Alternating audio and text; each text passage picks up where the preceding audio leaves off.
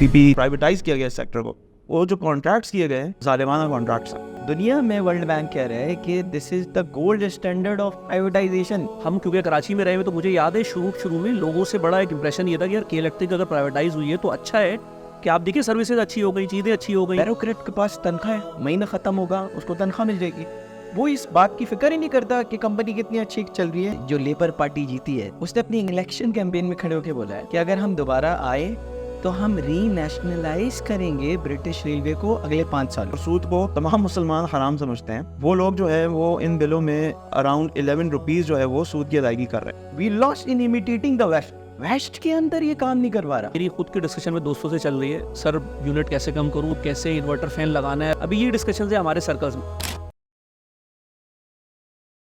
बिस्मिल्लाहिर्रहमानिर्रहीम, अस्सलाम वालेकुम। मैं हूँ आपका होस्ट फराज और नादा पॉडकास्ट की एक और एपिसोड के साथ आपके सामने हाजिर हुए। अच्छा, आज का जो टॉपिक है वो पाकिस्तान के अंदर में इस वक्त सबसे ज़्यादा जो बर्निंग इशू है वो बना हुआ है, वो है हमारे high rising bills, electricity bills हों, हमारे घर के अंदर में चाहे पेट्रोल के राइजिंग प्राइसेस हों या कुछ और हों, ये सारी चीज़ें एक्यूमुलेट होकर लोगों के लिए इस वक्त टॉप ऑफ द इशू बना हुआ है। महंगाई कैसे हम लोग इसको सस्टेन करें, कैसे अपने बिजली के चीज़ों को हम मैच कर सकें। तो आज की जो हमारी पॉडकास्ट है वो कोशिश हम करेंगे बिलखुसूस कि प्राइवेटाइजेशन और जो IMF की मुसलसल जो पॉलिसीज़ रहीं वो और इनका इफ़ेक्ट इस खास कर इन राइजिंग बिल्स के ऊपर में, इलेक्ट्रिसिटी पे और एनर्जी सेक्टर्स के ऊपर में जो इनका इफ़ेक्ट है, आज हम कोशिश करेंगे इन सारे मौज़ूआत को अनपैक करें। तो उसके लिए आज हमारे साथ जो है 2 गेस्ट जो हाजिर हुए, वो एक उसामा है जो कि अपना प्राइवेट काम भी करते हैं और इनके जनरल एक इकनॉमिक्स के ऊपर में और इस्लामिक इकनॉमिक्स से बिलखुसूस से काफ़ी अच्छी एक्सपर्टीज़ इनकी रहेंगी, तो आपको वेलकम। थैंक यू, जज़ाकल्लाह खैर। और दूसरी तरफ हमारे सामने जो है इब्राहिम साहब हैं और इब्राहिम की अपनी भी जो है जो एक्सपर्टीज़ रही है वो इस जियो पॉलिटिक्स और इकनॉमिक्स और इस्लामिक इकनॉमिक्स के ऊपर में काफ़ी इनकी अपनी स्टडी रही है, तो इनको भी आज के प्रोग्राम में वेलकम कर। जज़ाकल्लाह खैर। दोनों पहली बार हमारे शो में आए हैं तो होपफुल है कि आपको आने में यहाँ मुश्किल नहीं होगी। नहीं, मतलब फाइनली आपने बुला लिया। अच्छा, जैसे मैंने अपने इंट्रो में भी बात में शुरू में कहा कि राइजिंग बिल्स परेशान कुन हालात हैं लोगों के लिए। यानी मैं आपको बताऊं इस वक्त के लोगों की क्या मिडिल क्लास और उससे लोअर मिडिल क्लास, उन लोगों की डिस्कशन भी यही, यानी मेरी खुद की डिस्कशन में दोस्तों से चल रही है, सर यूनिट कैसे कम करूँ, हम लोग कैसे इन्वर्टर फैन लगाना है, अब नहीं लगाना, कौन से लेने हैं, 30 वाट पे कैसे जाना है, अभी ये डिस्कशन है हमारे सर्कल्स में। तो ये हमारी जो बिजली के राइजिंग प्राइसेस हैं, पेट्रोल है, ये बिल्कुल ऊपर छत पाड़ चुका है जो प्राइसेस के ऊपर में, और हमारे ये सब अचानक से बढ़ रहे हैं और लोग बिल्कुल इसको अफोर्ड ही नहीं कर पा रहे। ये लास्ट कुछ सालों में तो कुछ ज़्यादा ही हो गए। इनकी क्या वजूहात हैं, क्यों इस हालत में हम आ गए हैं, क्यों हम बिल्कुल कुछ परचेज नहीं कर पा रहे, पैनिक हालत में आवाम आ चुकी है, क्या हो रहा है हमारे साथ, इसके बारे में बताएं। बिजली का बिल एक ऐसी चीज़ बन गया हुआ है कि जिसके बारे में आप मेजर कंसर्न है लोगों के एक्सपेंडिचर में, यानी आप सोच रहे होते हैं कि इस महीने का बिल जो है वो आपने किस तरह से मैनेज करना है। और आम तासुर ये है कि इलेक्ट्रिसिटी जो है ना वो महंगी हो गई है, यानी इसको जो प्रोड्यूस करने की जो कॉस्ट है वो बहुत बढ़ चुकी है, तो लिहाजा हमें महंगी बिजली मिल रही है। कुछ कैलकुलेशन अगर हम देखें, हम सामने रखें, तो एक एवरेज हाउस होल्ड का जो कंजम्पशन है दैट इज़ अबाउट 300 यूनिट्स, और जब जो 300 यूनिट्स कंज्यूम कर रहे हैं तो उसका तकरीबन जो पर यूनिट उसको कॉस्ट कर रहा है that is 60 rupees per unit. तो लिहाजा यानी अगर हम ये 60 रुपीज़ का एवरेज पकड़ लें और इस पे जो है हम वर्किंग करें, तो वी नीड टू अंडरस्टैंड कि हमारे जहन में तासुर क्या है कि what is the generation cost. आपके जहन में क्या है कि कितनी जनरेशन कॉस्ट होगी? हमें तो यही बताई जाती है जो सब कुछ है वो कॉस्ट ऑफ प्रोडक्शन ही मिल रही है हम लोग, क्योंकि आम तासुर एक्चुअली ये है, 2 तासुर हैं, देखिए 40-45 बोल रहे होते हैं खैर के उसमें गवर्नमेंट का फैक्टर भी है, लेकिन कॉस्ट ऑफ प्रोडक्शन बाकी है क्या हमारी। 3 तासुर आते हैं। देखिए, एक तासुर ये है ऑब्वियसली कि हमारे पास जो है वो हम फ्यूल इंपोर्ट करते हैं, तो ऑयल प्राइसेस ज़्यादा हैं, तो फ्यूल ऑयल्स हम यूज़ कर रहे हैं टू जनरेट इलेक्ट्रिसिटी, तो लिहाजा कॉस्ट ऑफ प्रोडक्शन ज़्यादा है। दूसरा एक परसेप्शन ये है कि लोग चोर हैं, पब्लिक चोर है, वो इलेक्ट्रिसिटी थेफ्ट करती है, ट्रांसमिशन लॉसेस हैं वगैरह वगैरह, ये सारी चीज़ें मिला के जो है ना वो बिजली को बड़ा महंगा कर रहे हैं, सब्सिडी हम लोग दे रहे होते हैं। तो ये सब चीज़ें मिला के जो है वो इलेक्ट्रिसिटी कॉस्ट, जबकि अगर आप फैक्चुअल डाटा देखें और उसको वर्क अराउंड करें तो आपको पता चलेगा कि हमारे पास सबसे पहले हम सिर्फ फ्यूल ऑयल से नहीं इलेक्ट्रिसिटी जनरेट कर रहे, देयर आर अदर फैक्टर्स जिससे इलेक्ट्रिसिटी जनरेट हो रही है। Fuel oils contribute to 17% of the power generation. आपके पास गैस है, आपके पास कोल है, आप हाइडल से यानी पानी से जो है वो बिजली बना रहे हैं, या हमारे पास न्यूक्लियर से हम जो है वो बिजली पैदा कर रहे हैं, कुछ हम ईरान से इंपोर्ट करते हैं।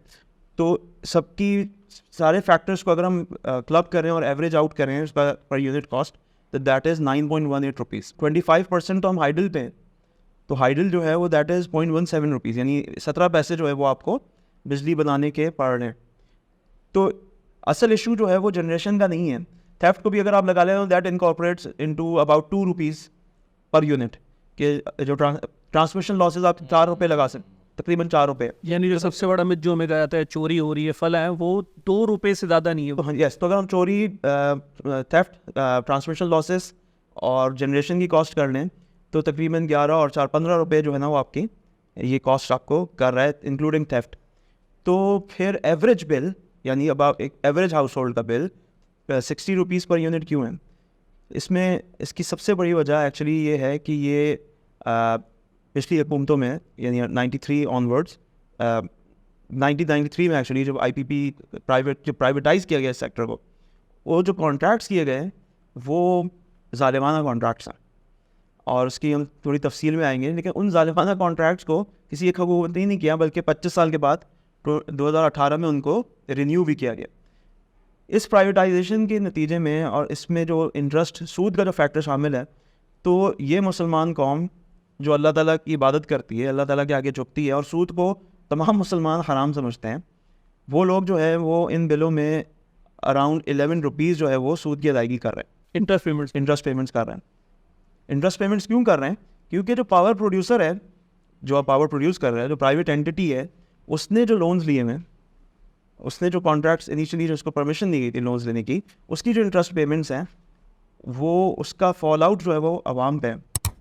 और अगर हम इसको क्लब करें, एडअप करें, तो वो जो उन्होंने कॉन्ट्रैक्ट भी इस अंदाज से किए कि जो पावर जनरेशन यूनिट्स वो लगा रहे हैं, तो चूँकि ख़रीदार उनकी सिर्फ़ और सिर्फ हुकूमत है, तो उन्होंने मुआहिदों में इस बात को तय करवाया कि हुकूमत उनको उनकी इंस्टॉल्ड करदा कैपेसिटी की, जिसका bye the way I don't know कोई ऑडिट होता भी है कि नहीं, लेकिन लेट्स अज्यूम कि कैपेसिटी इंस्टॉल्ड है, उसकी रिगार्डलेस ऑफ द जनरेशन वो प्रोडक्शन उसकी पेमेंट्स को जो है ना वो अश्योर करेगी। और ये पेमेंट किसकी जेब से जानी है? कैपेसिटी पेमेंट्स ये अवाम की जेब से ही जानी है, क्योंकि हुकूमत एक्चुअली रिप्रेजेंटेटिव है अवाम की, तो वो मुआहदे तो अवाम की मर्ज़ी के बगैर कर रही है, यानी प्योर कैपिटलिस्ट ऑब्जेक्टिव्स के साथ मुआहदे कर रही है, लेकिन इसका फॉल आउट जो है इवेंचुअल वो तो अवाम के ऊपर है, लोगों के ऊपर है। तो कैपेसिटी पेमेंट्स की मद में हम लोग 17 रुपये बिलों में पे करना है। तो अगर आप ऐड अप कर लें 17 रुपीज़ प्लस 11 रुपीज़, तो आप जो हैं वो 28 रुपीज़ तो कैपेसिटी पेमेंट कर रहे हैं। फिर इसमें फर्दर टैक्सेस हैं, इसमें फर्दर प्रॉफिटियरिंग है जो हुकूमत ऑब्वियसली नफ़ा रखती है। ये सब मिला के ये आपका एवरेज 60 रुपीज़ तक जा रहा है। मेजर चंक जो आप कॉस्ट को तो आप हटा दें, वो तो ऑन एन एवरेज 9 रुपये। एक major chunk interest payments, major elephant in the room की अगर मैं बात करूँ, इंटरेस्ट पेमेंट्स, गवर्नमेंट के टैक्सेस एंड कैपेसिटी, ये जो प्रॉफिटिंग भी एक उसका एक मेजर पोर्शन है जो प्राइवेटाइज होने की वजह से वहाँ चला गया।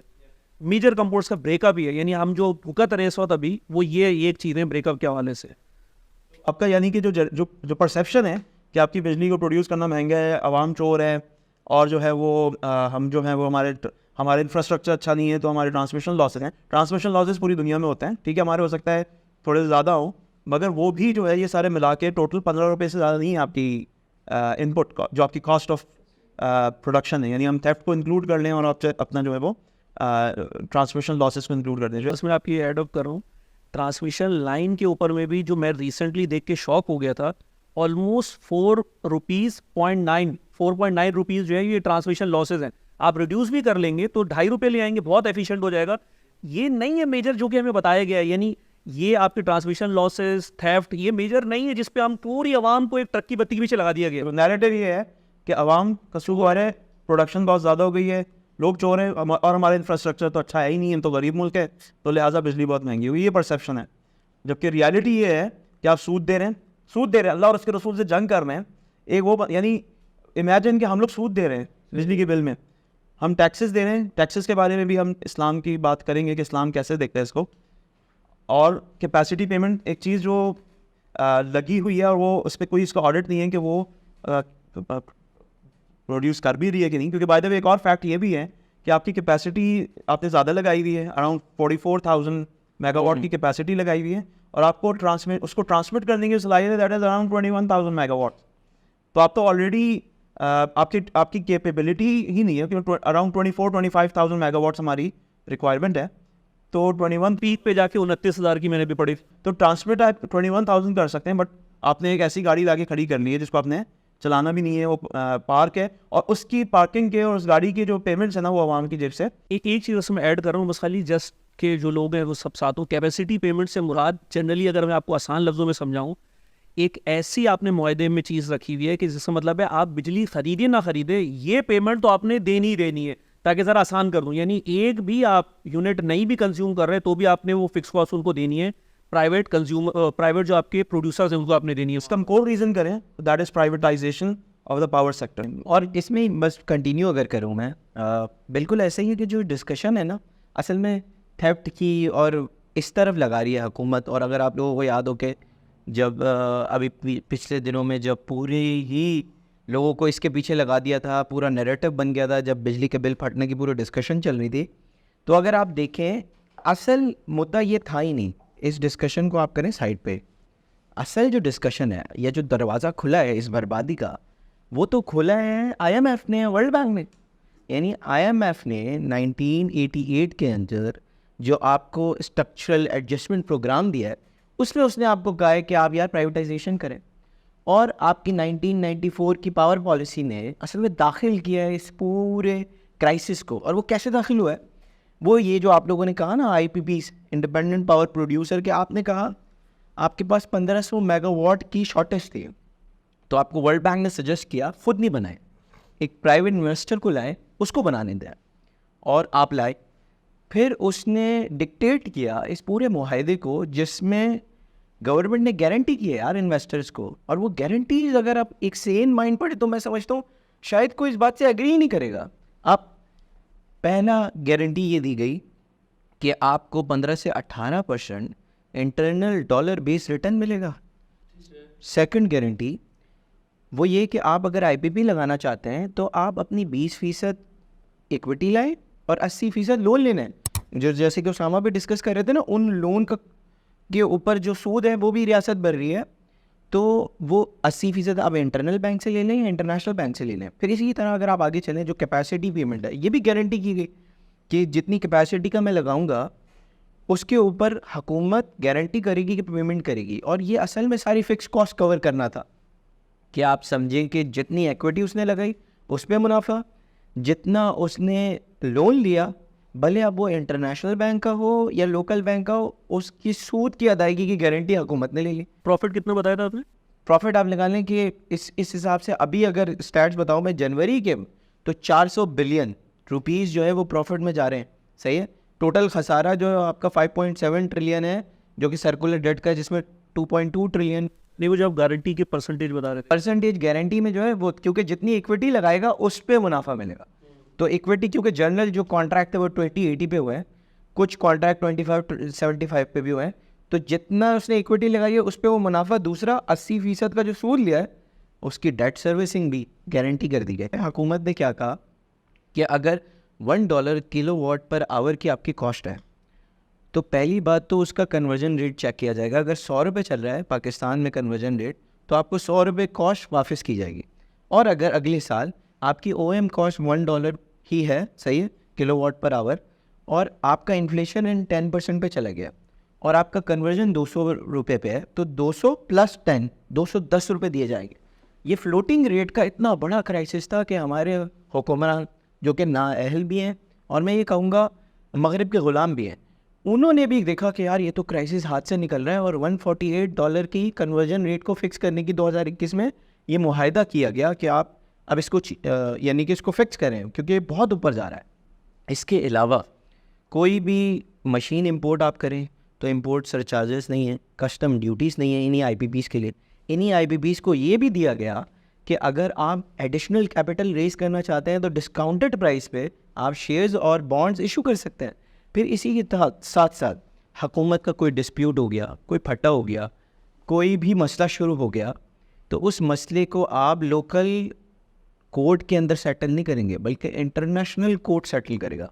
अब देखिए ये थे मुआहदे। ये बिल्कुल ऐसा है कि आपने एक इन्वेस्टर को दाखिल किया, एक चौधरी साहब को दाखिल किया, उसको 1 गारंटी, 2 गारंटी, 3 गारंटी, यानी उसकी फिक्स कॉस्ट गारंटी हो गई, उसकी वेरिएबल कॉस्ट गारंटी हो गई, उसका रिटर्न गारंटी हो गया। फिर इसी के साथ साथ आपको नज़र आ रहा है कोई और वो काम करना चाहता है, एडिशनल कैपिटल लाना चाहता है, फिर कोई अगर मसला भी हो गया तो उसको भी गारंटी कर रहा है वर्ल्ड बैंक के इंटरनेशनल कोर्ट में हल करेंगे। तो इस तरीके से आप हमारा एनर्जी सेक्टर खोला है प्राइवेटाइजेशन के लिए। 1500 मेगावाट का मसला था। अभी नीलम झेलम प्रोजेक्ट देख लें, हुकूमत ने नीलम झेलम प्रोजेक्ट लगाया तकरीबन 1000 मेगावाट, 969 मेगावाट, मैं 1000 कर लूँ तो उस पर लागत आई है 500 बिलियन। जो मैं जैसे अर्ज़ भी कर रहा था कि इस वक्त, सिर्फ इस वक्त जनवरी 2024 में 2.2 ट्रिलियन की तो कैपेसिटी पेमेंट खड़ी हुई है। 400 अरब तो आप उस चौधरी को, उस सेठ को, उस इन्वेस्टर को दे रहे हैं। तो वाई वी चोजन दैट कि हुकूमत को बिल्कुल क्रश करो, सारी गारंटियाँ दो और प्राइवेट इन्वेस्टर को लाओ और वो इदारा चलाए। कोई भी बिजनेस अगर हम करते हैं ना, मैं एक सवाल करता हूँ, बिजनेस के साथ क्या होता है? आप बिजनेस करते हैं, एक आपको एक एक्सपेक्टेशन होती है कुछ रेट ऑफ रिटर्न की, और कुछ आपकी रिस्क होते हैं जो आप उसको सोच के एक बिजनेस पे इन्वेस्ट करते हैं। मैं कह रहा हूँ ये जो कॉन्ट्रैक्ट्स है ना, हम लोगों को समझाने के लिए, जब मैंने इसको पहली बार स्टडी किया था मैं हैरान कुन था। ये बिजनेस नहीं है, ये सर ये बिजनेस नहीं है, ये लूट मार का एक कॉन्ट्रैक्ट है। इसे मैं अगर आम अल्फाज में बोलूँ, क्योंकि इसमें कोई रिस्क है ही नहीं, मेरे पास रिस्क है नहीं। आप आम अगर बिजनेस कोई लगाते हैं, दुकान, ग्रोसरी, परचून की दुकान भी, तो आपको पता है ना एक आपके जहन में कि रिस्क फैक्टर क्या हो सकते हैं।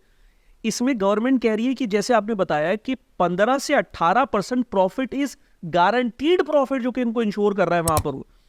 प्लस ये कि जो उनको प्रॉफिट मिल भी रहा है वो लोकल करेंसीज में नहीं, इंडेक्सिंग कर दी उसकी डॉलर के साथ में, कॉन्ट्रैक्ट में इंडेक्सिंग डॉलर के साथ में। प्लस ये कि मैं अगर बिजनेस करता हूं सर, मुझे तो कोई बिजनेस पे इन्फ्लेशन रेट नहीं मिलता बिजनेस का।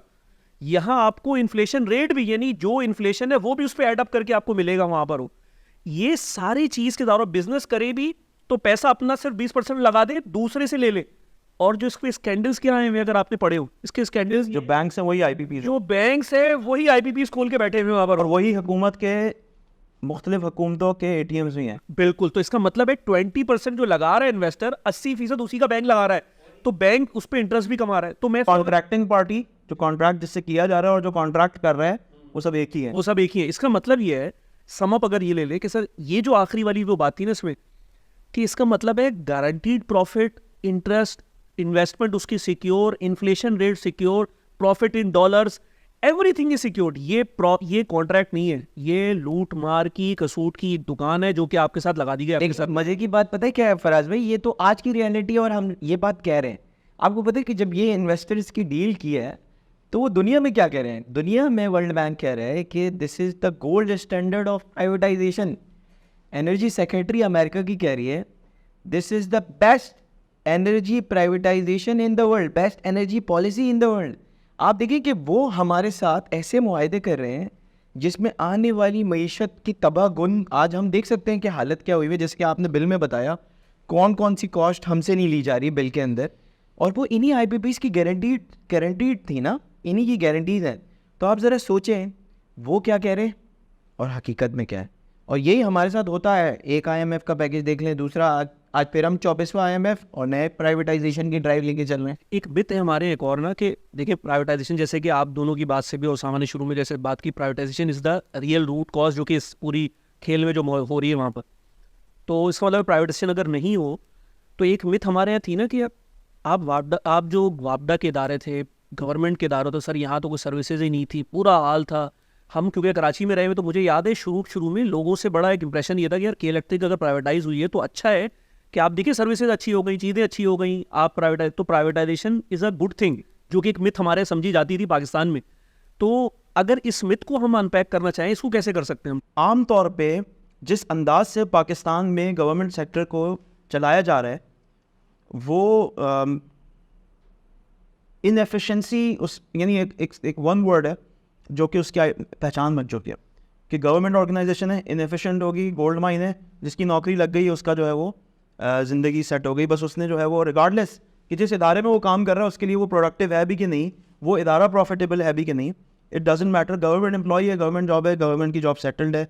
गवर्नमेंट की जॉब को इस अंदाज से देखा जाता है कि they are not productive, they are not efficient, they are not generating profitability. तो ख़ास तौर पे वो इदारे जिसका ताल्लुक अवामी ज़रूरियात से होता है, जैसे बिजली हो गई, गैस का इदारा हो गया, या आपका जो है वो और दीगर इदारे हो गए, उनके बारे में फिर तासुर ये है कि और यह नैरेटिव जो बिल्ड किया गया कि इनको प्राइवेटाइज़ किया जाए। और आप को याद होगा कि हमारे अपने दोस्त अहबाब भी, मतलब हैरत की बात यह है कि वो लोग जो दीनी रुझानात रखते हैं कि जब के इलेक्ट्रिक की प्राइवेटाइजेशन की बात कर रही थी तो चल रही थी, तो देवर एडवोकेटिंग इट कि ऐसा होना चाहिए, क्योंकि they did not actually forecasted the fall out जो आज हम विटनेस कर रहे हैं, अब जो इतना बड़ा जिन बन चुका है कि जो उसका असर आ रहा है। 93-94 में उस ज़माने में जब इसकी प्राइवेटाइजेशन की बात शुरू हुई तो लोगों ने इसके इम्पैक्ट को फोरकास्ट नहीं किया, और बाद में जब मिड 2000 में जब KE की प्राइवेटाइजेशन और ये सारा सिलसिला शुरू हुआ तो लोगों ने इसको जो है वो इस अंदाज से देखा कि ये एफिशिएंसी होगी, लोड शेडिंग ख़त्म होगी वगैरह वगैरह। आज क्या हो रहा है कि लोड शेडिंग भी है इस बुनियाद पर कि जहाँ से उनको थेफ्ट के केसेस हैं या जहाँ से उनको रिकवरी नहीं है तो लोड शेडिंग है, डिस्पाइट वी हैव कैपेसिटी। तो आम की वो जो प्रॉब्लम थी कि लोड शेडिंग करता है गवर्नमेंट का इदारा और वो एफिशिएंटली नहीं चल रहा, तो अब एक एफिशिएंट इदारा, प्रॉफिटेबल इदारा बिजली नहीं पहुँचा रहा लोगों को। क्यों? क्योंकि अब इंटरेस्ट जो है दैट इज़ अराउंड प्रॉफिटेबिलिटी। अच्छा, दूसरी चीज़ ये कि गवर्नमेंट ऑर्गेनाइजेशन जिस अंदाज से चल रही है यहाँ पाकिस्तान में हमारे से चलाई जा रही हैं, तो उसका एक यानी ये कॉलोनियल बैगेज के साथ ये इदारे चल रहे हैं कि अंग्रेज़ के ज़माने में सरकारी नौकरी जो है वो क्योंकि अंग्रेज़ ने भी इंडिया में सरकारी इदारों को कोई उस लेवल पे नहीं डेवलप किया जिस अंदाज से उसके ख़ुद के मुल्क में था, यानी UK में जिस तरह से गवर्नमेंट इंस्टीट्यूशंस चलते हैं, कॉलोनीज़ में वैसा नहीं था।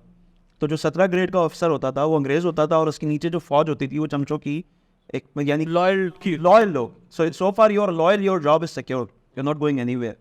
हाँ, इफ़ यू नॉट लॉयल और if you confront the British तो फिर आपकी जॉब भी जाएगी, आपका जो है वो आपसे मराते भी ली जाएंगी। अब ये लेगेसी के साथ कंटिन्यूएशन है सरकारी इदारों की। तो ये जो स्ट्रक्चर है ना, जिस अंदाज से ये बना है, ये है कभी आपने मतलब हम ज़्यादा से सुनते हैं कि सरकारी अफसर मुअत्तल ही होता है और आमतौर पर वो कोई अच्छा काम करते पे ही मुअत्तल होता है। सही है, वरना आमतौर पर सरकारी अफसर जो हैं वो मुअत्तल होते हैं, वो फायर नहीं होते, सस्पेंड किया जाता है। हाँ, कभी आपने सुना है कि एक बंदा जो है उसकी जॉब चली जाए, क्यों? क्योंकि यार ये बंदा एफिशिएंट नहीं था, इसकी जो है ना वो परफॉर्मेंस नहीं थी। तो एक बहुत बड़ा फैक्टर है ह्यूमन रिसोर्स का कि जिस तरह से प्राइवेट सेक्टर में HR को देखा जाता है या एक बंदे की प्रोडक्टिविटी को जज किया जाता है, गेज किया जाता है, उसकी वैल्यूएशंस होती हैं, उसी पर उसके इंक्रीमेंट्स होते हैं, या उसको जो है वो अपनी जॉब भी लोग खो देते हैं प्राइवेट सेक्टर में। तो क्या ये एफिशिएंसी या ये मैकेनिज्म सरकारी दफातर में नहीं आ सकता? IMF और वर्ल्ड बैंक जैसे इदारों की इंस्ट्रक्शन पर पावर जनरेशन को प्राइवेटाइज किया जा रहा है, तो ये शो करता है कि ये आइडियोलॉजिकल इन्फ्लुएंसेस हैं जो बोरो किए जा रहे हैं, क्योंकि आप आइडियोलॉजिकल इन्फ्लुएंसेस बोरो कर रहे हैं और आपकी अपनी जो ओरिजिनल थॉट है, जो आपके पास ख़जाना है वही का, उसकी बुनियाद पर आप थॉट की बेसिस नहीं बना रहे हैं, तो आप मैंडेटेड भी नहीं है। क्योंकि देखें, अगर आप इस्लामी नुक्ता नज़र से देखें, अभी हम इस बात को करेंगे कि इस्लामी नुक्ता नज़र जो है वो हमें बताता है कि भाई कुछ इदारे जो हैं वो उसकी प्राइवेटाइजेशन नहीं हो सकती, तो then you are mandated by your religion, by your अकीदा कि your government run organize certain government run institutions have to be efficient in order to fulfil a शरई रिक्वायरमेंट। सही है। तो ये जो ड्राइव जब एग्जिस्ट नहीं कर रही, ड्राइव क्या है कि प्राइवेटाइज करेंगे तो इदारा अच्छे तरीके से चलेगा, और फिर उसमें जो है वो कॉन्ट्रैक्ट, इतने लूट मार के कॉन्ट्रैक्ट्स आपको सामने मिल रहे हों, सही है, तो जिसको अपॉर्चुनिटी मिलेगी वो तो इसको एक्वायर करेगा, और वो कभी भी नहीं चाहेगा कि गवर्नमेंट ऑर्गेनाइजेशन एफिशिएंटली रन करें। कि power, let's take power generation as an example, तो वो कभी भी नहीं चाहेगा कि गवर्नमेंट जनरेटेड इलेक्ट्रिसिटी प्रोड्यूस, अब तो बल्कि वापटा यानी जो डिस्ट्रीब्यूशन भी है, अभी तक तो हम जनरेशन पे थे, अब तो डिस्ट्रीब्यूशन की भी प्राइवेटाइजेशन की बातें चल रही है। ये एक चीज़ जो मैंने नोटिस की थी ना, मैं चाह रहा हूँ वो भी ज़रा सा इसमें एडअप हो सके। देखिए, ये जो इदारे हैं, मेरा हर बार सवाल ये होता है, क्यों कर ये इदारे जो है प्राइवेट हाथों में जाते हैं, रन करने लग जाते हैं जो हमारे यहाँ हैं, और क्यों कर ये इदारे अगर आप रन कर रहे हैं पब्लिक सेक्टर में तो रन नहीं कर सकते। यानी मिसाल के तौर पे वही इदारा एकदम से CEO चेंज हुआ, मैनेजमेंट के लेवल का कोई चेंज हुआ और वो इदारे को रन करने लग गया, जो होता भी है, हो भी सकता है। हमारे क्यों नहीं कर सकते पब्लिक सेक्टर? क्योंकि ये इदारे पॉलिटिसाइज हुए हैं। इसका मतलब क्या है? इन इदारों को इनएफिशिएंट बनाने के लिए पॉलिटिसाइजेशन क्यों की जाती है? क्योंकि गवर्नमेंट, ये जो पार्टीज हैं, इलेक्टोरल पॉलिटिक्स में वादे करते हैं कि हम आपको भर्तियां लेके आएंगे बड़ी तादाद में। इन इदारों में बड़ी तादाद में भर्ती है नहीं। अगर PIA का मैं आपको रिसेंट बताऊं, अभी PIA के अंदर में मुझे बताया गया, जो अभी रिसेंट रिपोर्ट थी, कि उसके अंदर में एक फ्लाइट के ऊपर में सिर्फ एक, यानी जो प्लेन है उस पर 350 से 400 एम्प्लॉई उनके हैं। यानी जो उन्होंने एक पूरी कैलकुलेशन की कि पर एरोप्लेन के ऊपर में कितने हमारे पास एम्प्लॉयज बुकड हुए हैं, तो 300 से 400 के दरमियान उनके एम्प्लॉयज बुकड हुए हैं। अब ये क्यों इतनी भर्ती हैं? क्योंकि पॉलिटिकल पार्टीज जो हैं वो अपने वादे करती हैं और फिर उसके बाद लोगों को भर्तियां करती हैं। इदारे जो है ख़राब करते हैं, परफॉर्म भी नहीं करते, अंडर परफॉर्म करते हैं, क्योंकि लोगों को मेरिट पे भी नहीं लाया जाता। फिर यूनियंस चलती हैं जो जगह जगह बात करके जो है ना आपकी इदारों की इनएफिशिएंसी का बायस बनती। तो ये इदारे इसलिए फंक्शन नहीं करते, और जैसे कोई प्राइवेट इंडिपेंडेंट कोई एंटिटी आए, रन करने लग जाएंगी, फंक्शन करने लग जाती हैं सो कॉल्ड। इसका मतलब है मसला ये नहीं है कि इदारे का मसला चला नहीं सकते, politicisation of the by the political parties in इदारों का कचूमर निकाल देती है। तो आपके बेहतरीन इदारे जो PIA थे, आज वो आप उनको बेच रहे हैं और बेचने के लिए कोई नहीं मिल रहा, हमें ये दिखाया जा रहा है वहां पर। तो ये वाला पॉइंट बड़ा गहम है, जिसमें मैं चाह रहा था एग्जाम्पल देखें कि KE ने जो है वो अपने आप को जब प्राइवेटाइज हुई तो वही सारी चीज़ों को सीधा भी कर लिया। कोई पाकिस्तानियों ने ही किया ना, वही लोगों। ऊपर से आपने कुछ मैनेजमेंट चेंज की, इंडिपेंडेंस डाली और उनकी कुछ ठीक है पैकेज वगैरह किया, लेकिन पैकेज का मसला नहीं है ना। पैकेज आप देंगे, जो बंदा अगर एफिशिएंट होगा, परफॉर्म करेगा तो आप करेंगे उसको वहां पर। ये नहीं हो सकता कि एक आप बड़ी टीम बना के रखें और सिर्फ इसलिए कि क्योंकि इनका रोजगार का क्या होगा, क्योंकि मसला एक हमारे ये भी थिंकिंग है ना, इनका रोजगार का क्या होगा। सर रोजगार का काम उस इंस्टीट्यूशन का नहीं, असल में रियासत का काम है। अगर if someone is not performing, वो नहीं होगा, लेकिन उसकी नान नफका जरूर रियासत की जिम्मेदारी जरूर है, वो देखेगी, इंस्टीट्यूशन नहीं देखेंगे, वरना इंस्टीट्यूशन तो फेलियर रहेंगे। जो आप फेल हो रहा है, आपकी इतने बड़ा आप लोगों को मैकेनिज्म है ना इस्लाम ने दिया है वो, यानी it's a entire topic all together. और इवन देखिए पॉइंट जो आपने डिस्कशन भी स्टार्ट किया, लेकिन ये हमारे यहाँ ये जो आर्गुमेंट बन गया है, जैसे प्राइवेट वर्सेस पब्लिक, और इसको यहाँ पे लिमिट कर दिया जाता है। असल में तो जैसे कि उसामा ने भी टच किया ना कि हमें तो वही की तरफ जाना चाहिए था कि इस्लाम के अंदर प्रॉपर्टी की क्या डिस्कशन है, इंशाल्लाह उसको खोलेंगे। लेकिन मैं चाहूँगा कि देखिए ये डिस्कशन है ही नहीं, ये बहुत एक मायोपिक किस्म के अंदाज में आप गलतियाँ बताना शुरू कर देते हैं पब्लिक सेक्टर की, और फिर उसके बाद एक इक्वेशन बिल्ड करते हैं कि प्राइवेट सेक्टर एफिशिएंट है जिस तरीके से 2 + 2 = 4 है। सही है? ऐसा नहीं है। पाकिस्तान में भी जो अर्ली प्राइवेटाइजेशन की ड्राइव हुई है ना, एशियन डेवलपमेंट बैंक की रिपोर्ट है। एशियन डेवलपमेंट बैंक ने स्टार्टिंग के 10 साल कवर किया, और पाकिस्तान के अंदर जो पहले प्राइवेटाइजेशन हुई 100 कंपनी की भी उस पर रिपोर्ट शाया की, और उसमें उन्होंने लिखा कि तकरीबन 44 तो ऐसी थी जिनमें कोई चेंज ही नहीं आया। ठीक है, 44 टोटल की गई प्राइवेटाइज, 100 टोटल प्राइवेटाइज की गई, 100 में से 44 तो ऐसी थी जिसमें प्राइवेटाइजेशन होने के बाद कोई चेंज नहीं आया। 35 ऐसी थी जो वर्स कंडीशन में चली गई, यानी कि वो पहले बेहतर परफॉर्म कर रही थी, बाद में बुरी हो गई, प्राइवेटाइजेशन के बाद बुरी हो गई, प्राइवेटाइजेशन के बाद बुरी हो गई। 20 अच्छा परफॉर्म कर गई, यानी कि अगर आप देखें, अगर 20 अच्छा परफॉर्म कर गई 100 में से, तो 80% का रिजल्ट क्या निकला भाई? बुरा ही निकला, कुछ स्टेगनेंट रहा। तो 80 में से भी 50% लगा लें, स्टेगनेंट रहा, बाकी 50% तो नीचे चला गया। यानी रिफ्रेश करूँ तो 100 में से सिर्फ 20 का परफॉर्म 20 बेहतर हुई, बेहतर नहीं। तो इसका मतलब ये भी मिथ है। अच्छा 10 साल और आगे बढ़ा लेते हैं, 1988 से जो यही IMF ने स्ट्रक्चरल प्रोग्राम के नाम पे आपकी प्राइवेटाइजेशन जो खोली, 100 पहले हो गई, फिर उसके बाद जो प्राइवेटाइजेशन हुई, उसमें वो बताते हैं कि यही 20 साल 1988 से 2008 तक 16 कंपनियां प्राइवेटाइजेशन होने के बाद SOEs बंद हो गई, उनको बंद करना पड़ गया। यानी या प्राइवेट जो इन्वेस्टर था वो चला गया, भाग गया, बंद कर दिया। यानी ये जो आर्गुमेंट है कि यार देखें पब्लिक सेक्टर गलत कर रहा है, मैं फिर कह रहा हूँ I am not in supporting of public sector and there is a discussion of equation के पब्लिक वर्सेस प्राइवेट, ये डिस्कशन है भी नहीं, और हमें इसको इस्लामी नुक्ता नज़र से देखना चाहिए।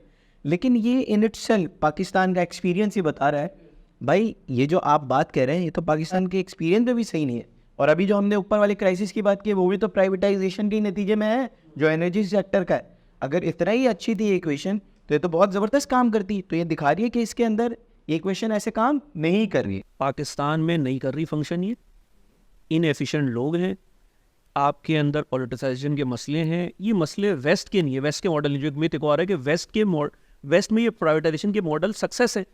आप क्या सक्सेस स्टोरी नहीं है ना, आपके फेलियर है, क्योंकि आप लोग तो हैं ही ऐसे लोग, कोलोनलाइज लोग हैं, वेस्ट के अंदर फिर पास हो रही है ये जो एक मिथ हमारे बनी हुई, इसको कैसे देखते हैं हम लोग? ये ज़बरदस्त, बहुत अच्छा सवाल किया आपने, और बिल्कुल नेक्स्ट क्वेश्चन इस पे यही आता है। और इससे पहले कि मैं खोलूँ कि मगरिब के अंदर कैसे प्राइवेटाइजेशन के रिजल्ट्स आए, मैं चाह रहा था कि जितनी दफ़ा ये नाम आ गया ना एफिशिएंसी, तो इसकी एक बेसिस है। असल में देखिए वेस्ट की थिंकिंग है, और वो मार्केट के हवाले से। वेस्ट मार्केट को ऐसे देखता है कि मार्केट को आपने आज़ाद छोड़ना है।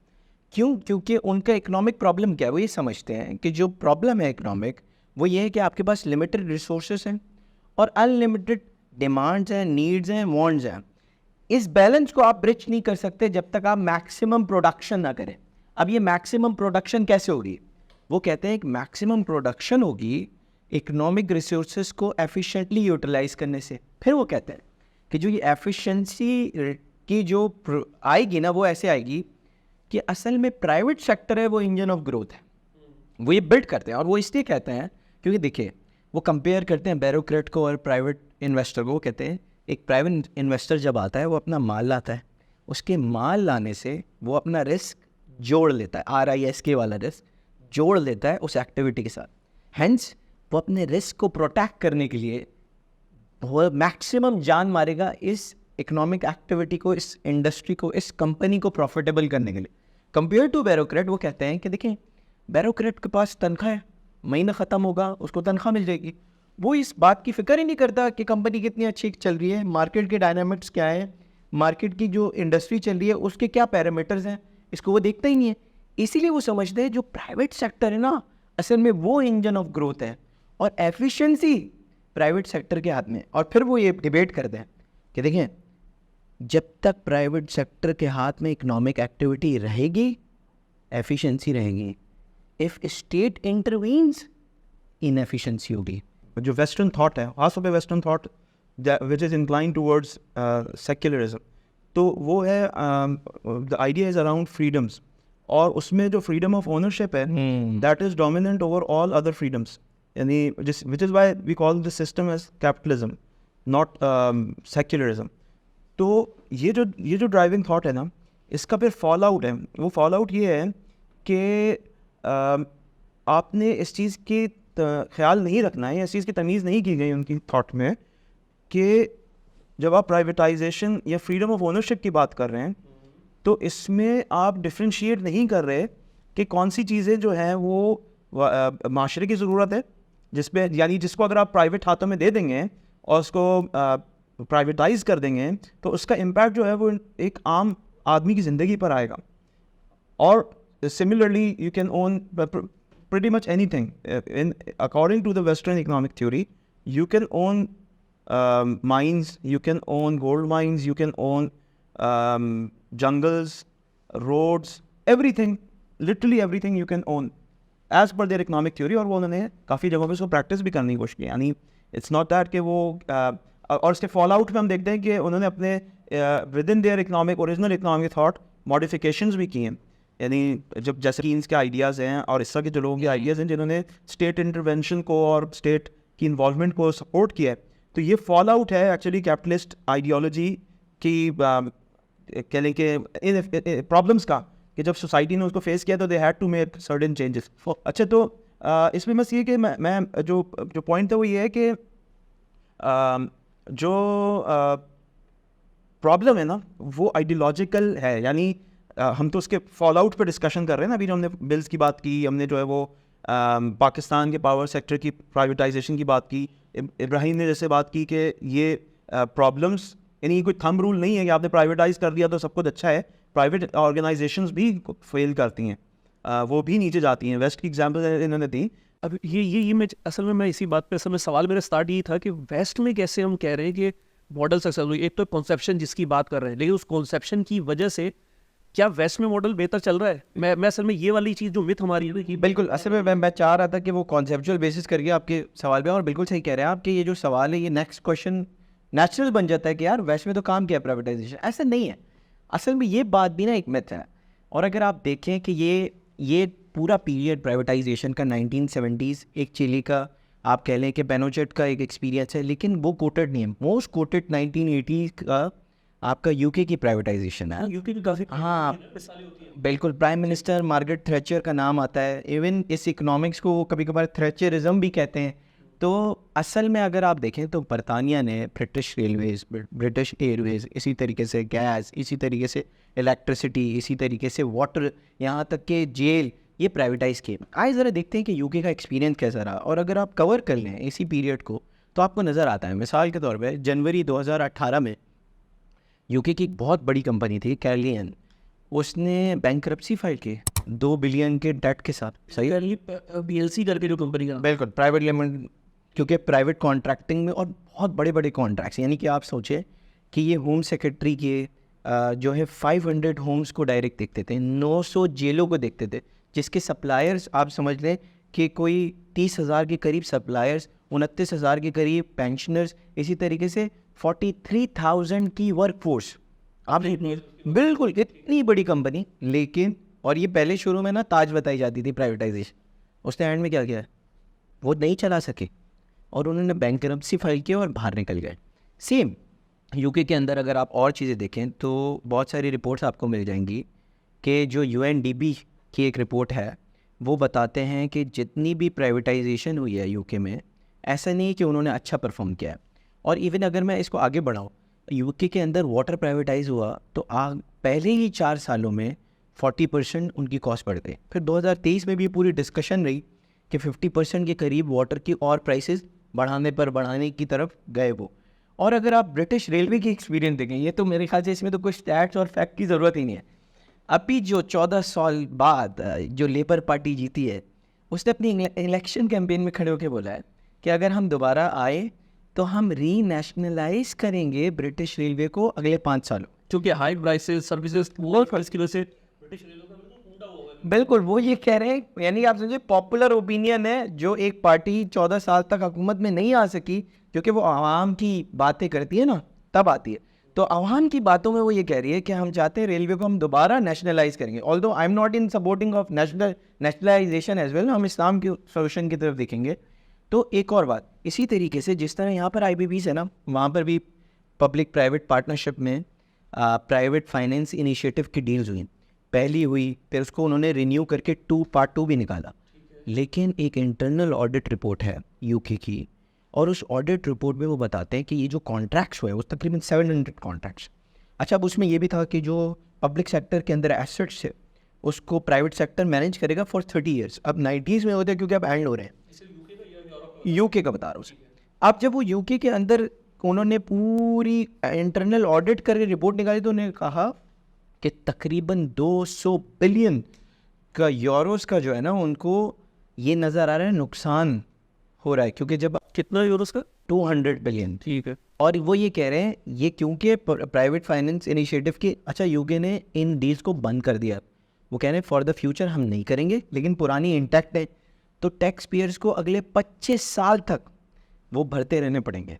तो अगर आप सोचें, अगर कोई सेन माइंड समझे क्यों यूके की रूलिंग पार्टी आज दोबारा नेशनलाइजेशन की बात कर रही है, या ये प्राइवेट फाइनेंस इनिशिएटिव की डील्स चल भी नहीं रही और उनका फॉल आउट ये हो रहा है कि इतने बड़े बड़े 200 बिलियन का खसारा हुकूमत के ऊपर आ गया, तो ये दिखाता है यार कि इसका मतलब ये है कि प्राइवेटाइजेशन का एक्सपीरियंस, और जिसको आप ताज बताते थे, यूके इन इट सेल्फ ऐसा है। और इसमें एक और पॉइंट इंपॉर्टेंट है, वो ये कि इसमें देखिए सर, एक इंडस्ट्रियल बेस है यूके वो सुपर पावर था।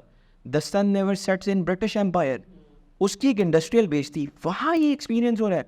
वो इंडिपेंडेंट है, वो वहाँ हम तो कहते हैं ना हमारे बिल्कुल, और आपके हुक्मरान तो यहाँ एजेंट है, कॉपी पेस्ट करते हैं। We lost in imitating the west, सही है ना।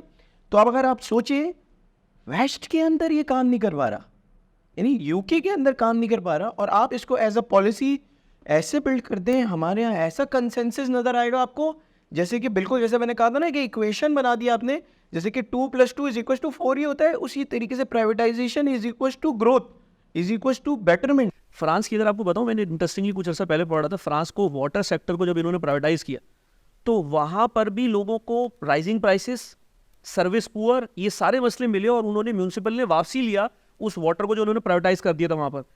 एग्जैक्टली कुछ ऐसी ही कहानी हुई है एनर्जी की, जो हम बात भी कर रहे हैं अभी। कैलिफोर्निया के अंदर में 2001 का क्राइसिस था। एक कंपनी है जिसका नाम एनरॉन करके है, उसका crisis high energy prices, service poor, और लोगों को मिल नहीं रही, लोड शेडिंग, ये मसला। और उन्होंने उसको भी वो जो पार्शियल प्राइवेटाइज भी किया, उसको उन्होंने वापसी ले लिया। उन्होंने कहा ये मसला बहुत गंभीर हो गया। तो जो आपका जो पॉइंट है, इसका मतलब है कि privatisation is not a success story in a way, कि जिसका मतलब है डेफिनेट है आपने कोई वही लिखवा दिया कि ये तो एक सक्सेस स्टोरी है, ऐसा नहीं है। और इसमें देखिए ना, आप किस चीज़ की प्राइवेटाइजेशन की बात कर रहे हैं, यानी हम यहाँ पर लोगों की ज़रूरियात की चीज़ों की प्राइवेटाइजेशन की बात कर रहे हैं। ठीक है, यानी ये ओके, मैं अपनी बात पे थोड़ा वापस जाऊँ कि जो आइडियोलॉजिकल प्रॉब्लम की मैं बात कर रहा था, तो एक तो तासुर ये है कि जैसे वेस्ट का जो सिस्टम है ना, वो फंक्शन कर रहा है, और उसका सबूत ये दिया जाता है कि देखो कितनी टेक्नोलॉजिकल एडवांसमेंट हो गई। जबकि कोई भी बारीक बीन आदमी इस बात को अंडरस्टैंड कर सकता है कि टेक्नोलॉजिकल एडवांसमेंट का ताल्लुक ऑफ कोर्स एक कंसिस्टेंसी ऑफ अ सिस्टम से है। ज़रूरी नहीं है कि वो सिस्टम करेक्ट भी हो, यानी कि आइडियोलॉजिकली या उसके अंदर जो है वो ज़रूरी नहीं कि वो लोगों के भी मसाइल के एक्चुअल हल करता हो। क्योंकि देखिए, अगर हमने ह्यूमन एस्पेक्ट से देखना है, तो ह्यूमन एस्पेक्ट ये है कि कितने लोग गुर्बत का शिकार है। तो यूके की बात हो रही थी, तो जस्ट अ पर्सपेक्टिव कि 6.5 करोड़ की आबादी है यूके की, तकरीबन 66-67 मिलियन की आबादी है। उसमें से फूड सिक्योरिटी का शिकार जो लोग हैं, यानी फूड इनसिक्योरिटी का शिकार तकरीबन 9.3 मिलियन लोग जो है, या तकरीबन 1 करोड़ लोग आउट ऑफ 6-6.5 करोड़ लोग फूड इनसिक्योरिटी का शिकार हैं यूके में। जो यानी जो बीकन ऑफ वेस्टर्न सिस्टम है, एज अ एक मेयार के तौर पे पेश किया जाता है। यहाँ के लोग सोच रहे होते हैं कि भाई हम वहाँ हिजरत कर जाएं वगैरह वगैरह। वहाँ पर 1 करोड़ लोग जो हैं वो फूड इनसिक्योरिटी का शिकार हैं। तकरीबन अराउंड 1-1.25 करोड़ के लोग गुर्बत गरीब शुमार किए जाते हैं वहाँ पर। That is about 18% of the population, if my math is correct. 18 to 20% of the population is poor. तो उसका कौन जवाब दे? यानी एक बंदा अगर खाने को उसको प्रॉब्लम है, हम पाकिस्तान की ही बात कर रहे हैं, हम यूके की बात कर रहे हैं, जो कि डेवलप कंट्री है, जिनको हमारे मुल्कों में एक स्टैंडर्ड के तौर पे एक्सपोर्ट किया जाता है कि अगर हम उनके तरीकों में चलेंगे या उनकी थॉट पे चलेंगे तो हमारे पास, तो ये this brings me to the point that I was trying to make कि आइडियोलॉजिकली सिस्टम में भी, यानी जो वेस्ट की जो थॉट है ना, जिस अंदाज से उसने इकोनॉमिक प्रॉब्लम को अप्रोच किया है, the conception of the problem, हाँ, कि उसमें फ्रीडम्स ऑफ ओनरशिप और लिटरली प्राइवेटाइजिंग एवरीथिंग। तो आप एक्चुअली कर क्या रहे हैं कि प्राइवेटाइज कर रहे हैं लोगों की ज़रूरियात को। अब सिक्योरिटी को प्राइवेटाइज करें, जिस कंपनी के भी मिसाल दे रहे थे कि अगर वो जेल के खाना जात को मेंटेन करना है, तो वो तो चाहेगा कि ज़्यादा से ज़्यादा कैदी और कैदी हैं कि मेरी यूज़र बेस बढ़े, कंज्यूमर बढ़े मेरा। तो से आप सिक्योरिटी को प्राइवेटाइज कर देते हैं। बाय द वे हुई है वेस्ट में बहुत सारी कंपनी हैं इनका काम सिक्योरिटी।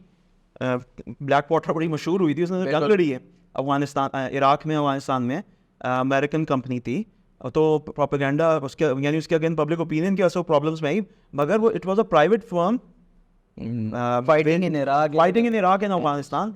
इसी तरह से सिक्योरिटी फर्म, अगर आप लोगों की अमान को निचकारी कर रहे हो तो क्या अमनो आमा होगा?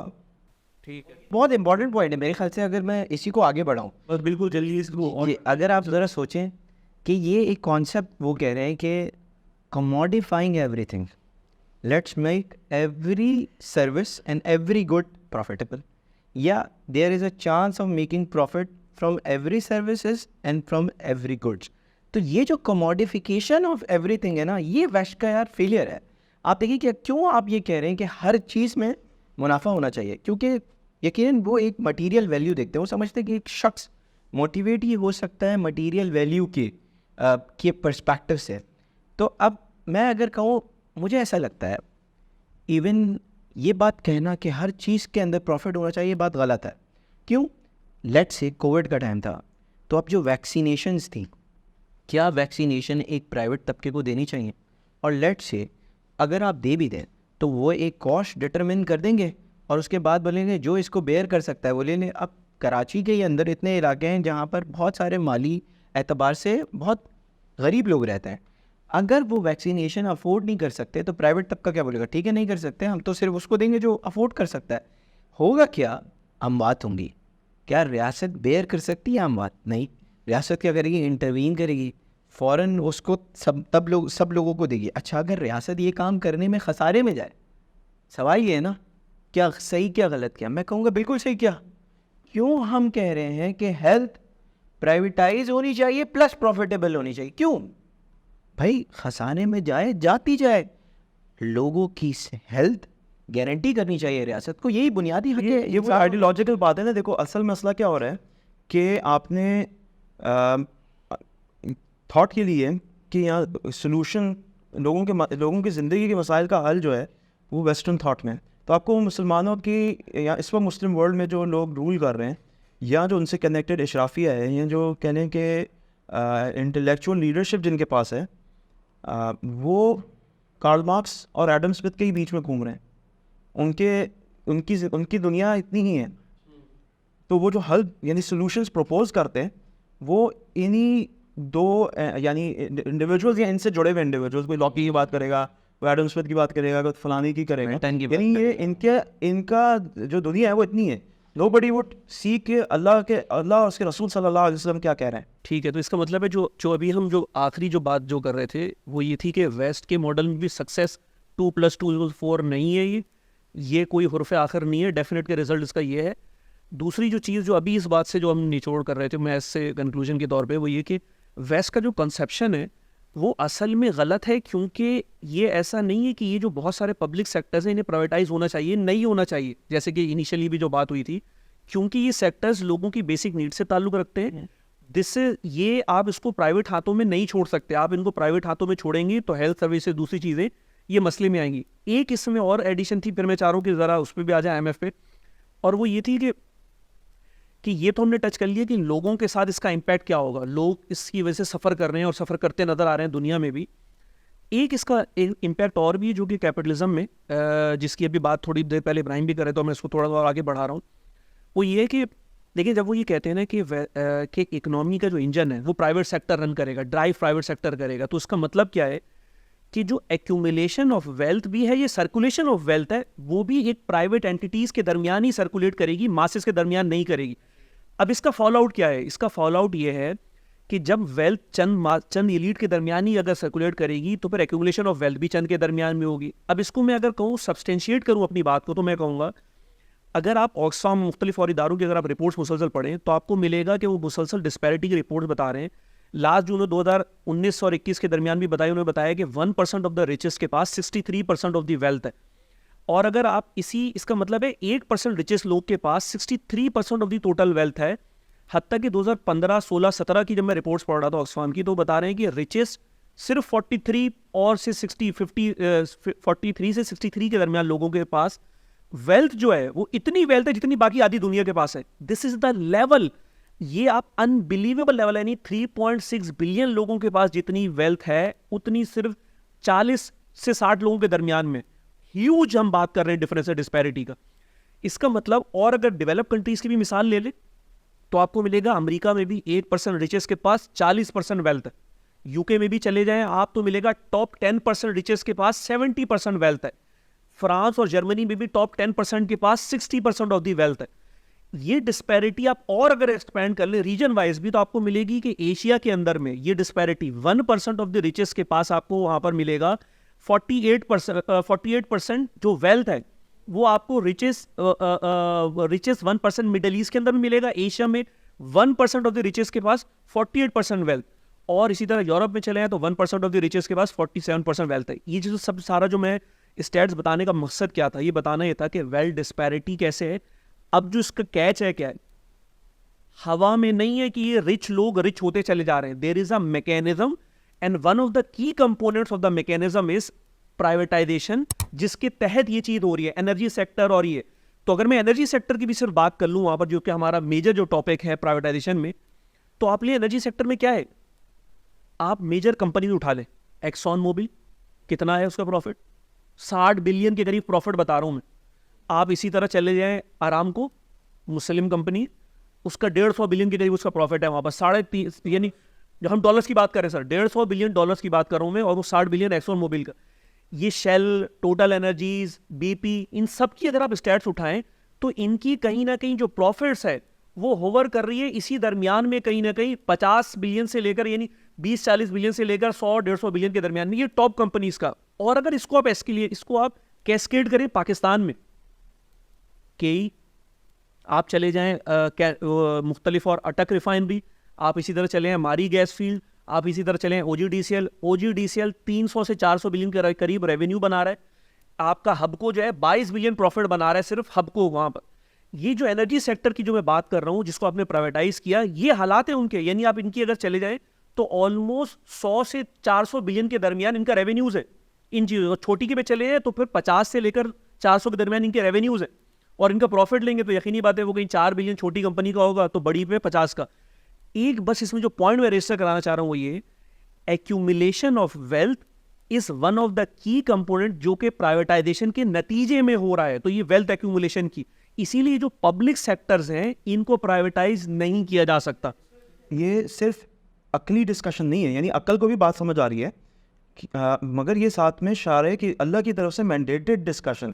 उस पर उसामा आते हैं कि शरीय पे जो ना, जो आप बताइएगा कि शरीय पे भी इसको कैसे देखें वहाँ पे। यानी ये कोई हम अपनी अकल से नहीं बात कर रहे ना, यानी इसमें ये बात समझना ज़रूरी है कि ये जो ऑब्जर्व्ड इसका इम्पैक्ट है, ये देखिए जैसे अभी आपने ये एक्यूमुलेशन ऑफ वेल्थ की बात की है, तो इस्लाम का इकोनॉमिक सिस्टम इकोनॉमिक प्रॉब्लम को जिस तरह देखता है, उसके पीछे जो है वो अल्लाह सुब्हानहू व तआला का ये हुक्म है कि कीला दूलतन बैन लगनियाई मिनकुम, कि कहीं ऐसा ना हो जो दौलत जो है वो तुम्हारे चंद हाथों में गर्दिश करती रह जाए। अब इस प्रिंसिपल के ऊपर फिर एक पूरी इमारत है जो इस्लाम के माशी निज़ाम की खड़ी हुई है। तो जैसे वेस्ट ने इकोनॉमिक प्रॉब्लम को इस अंदाज से देखा कि उसको स्कार्सिटी को पूरा करना है और जो है वो प्रोडक्शन को इंक्रीज़ करना है और फिर एक प्राइवेट ओनरशिप का एक पूरा तस्वुर, इस्लाम ने माशी मसले को इंसानी मसले का तौर पे देखा है। तो गुर्बत जो है वो ज़िंदगी मौत का मसला है इस्लाम के नज़दीक। तो वो रियासत, अगर जो रियासत इस्लाम के माशी निज़ाम को नाफिज करती है, उसके KPIs बहुत डिफरेंट हैं as compare to the KPIs that we see today. एक मेन चीज़ ये है कि हमारी पॉलिटिकल जो एलीट्स है और जो पॉलिसी मेकर्स हैं उनके दरमियान में एक कंसेंसस है इस बात पे कि एक IMF की तरफ हमें ना सिर्फ जाना है, बल्कि IMF जो हमें प्रिस्क्रिप्शन देता है it is right for the economy and us, और वन ऑफ द प्रिस्क्रिप्शन जो कि IMF देता है वो प्राइवेटाइजेशन की देता है। तो इसका मतलब ये है कि प्राइवेटाइजेशन की जो एक हमारे दरमियान में जितनी हमने इतनी तफसील से बात की, IMF देता है और IMF की प्रिस्क्रिप्शन राइट है जो हमारे पॉलिटिकल कंसेंसस में भी है, इसको कैसे हम ब्रेक कर सकते हैं इस मिथ को। तो इस पर बहुत अगर शॉर्ट सी भी बात कर सके तो ज़रूर इस पर रोशनी डाल। देखिए ये कनेक्टेड है ना इस थॉट से कि हमारी, अभी हमने थोड़ी देर पहले बात की थी कि हमारी इंटेलेक्चुअल लीडरशिप जो है वो मार्क्स और एडम स्मिथ के घूमती है, यानी कि उनका जो फ्रेम ऑफ थिंकिंग है ना वो उसके बियॉन्ड नहीं है। तो when IMF comes into the equation, they so number one, they do not see IMF as a colonialist tool. They see IMF as an advisory body that has smart people working in it, and they are making decisions that are sane and wise decisions. तो आपने शायद देखा ही होगा कि हमारे यहाँ इस तरह के भी लफ्ज़ इस्तेमाल किए गए हैं कुछ हजरात की तरफ से कि अल्हम्दुलिल्लाह ड्रोन सैंक्शन हो गई है। तो ये क्यों है? ये वही थॉट है कि they have embraced the idea कि दुनिया जो है ना वो मगरबी ख्यालात के ही गिर्द चलती है। अब चूँकि अब आपके साथ ये हुक जुड़ा हुआ है, तो you are not seeing IMF as a controlling tool, as a colonial tool, कि जिसके ज़रिए से जो है वो क्विकली अगर हम ब्रीफ हिस्ट्री में भी जाएँ IMF की, कि IMF was formed after as a Marshall plan. Marshall plan के नतीजे में उस वक्त के communist versus capitalist bloc, by the way अगर आप पाकिस्तान के शुरू के यानी 60s-70s के टर्म्स देखें IMF के, तो वो बहुत मुख्तलिफ हैं पोस्ट 80s के टर्म्स की। तो इसको अगर आप यानी हम समझने की कोशिश करें कि political elite is convinced due to ideological bankruptcy, सही है, दे आर कन्विंस्ड कि IMF के पास जाना है क्योंकि they have no other way out. अभी हम इस्लाम का एक ब्रीफ सा एस्पेक्ट रखे ना, तो of course Islam is proposing a solution, उसको अभी हम बात कर लेते हैं, लेकिन एक बंदा है जिसके पास इस्लाम का सोल्यूशन ही नहीं है, या वो इस्लाम को कुछ समझ ही नहीं रहा, तो फिर वो कहाँ जाएगा? अच्छा, जो जहाँ तक बात की ना आपने मिथ की या फिर IMF के अलावा कोई ऑप्शन नहीं है, बल्कि देखिए हमें पहले तो ये समझना चाहिए कि IMF की जो प्रिस्क्रिप्शन है उसके नतीजे में आपके साथ क्या क्या हुआ, थोड़ा हमने आगे टच किया। अब देखिए एक कनेक्शन है, एक गठजोड़ है।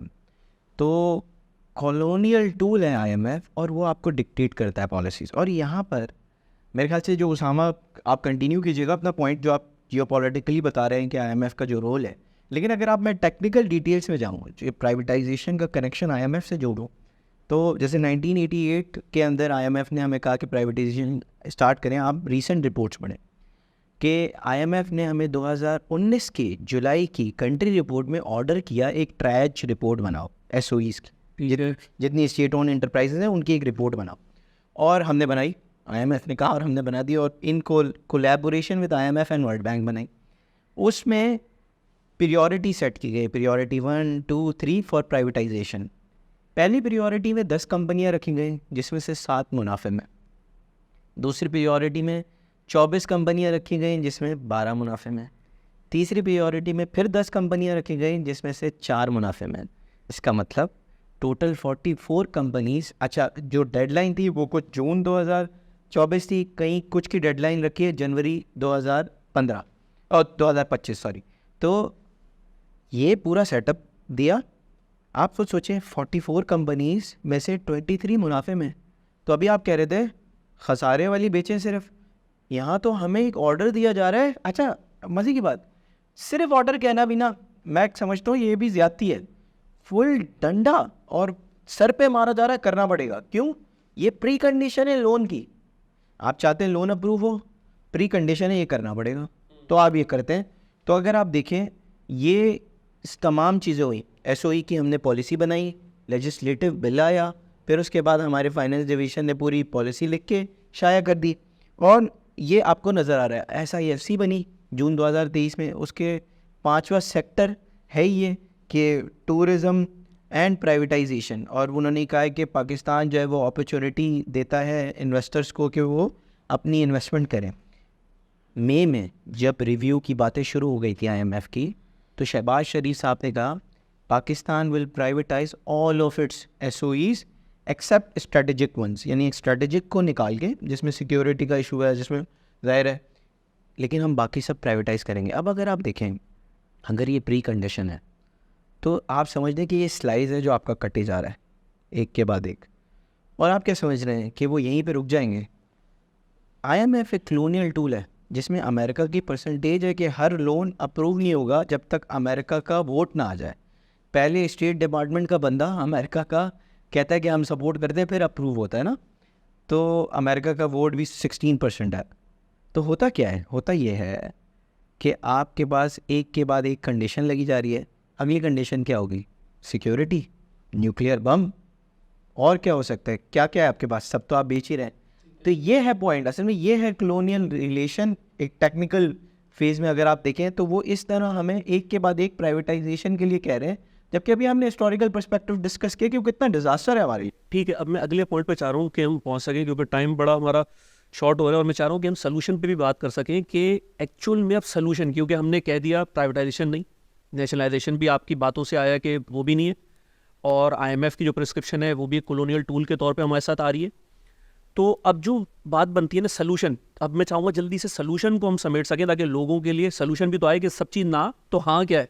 अगर मरीज़ को अपने बीमारी का नहीं पता ना, तो वो गलत इलाज पर जाएगा।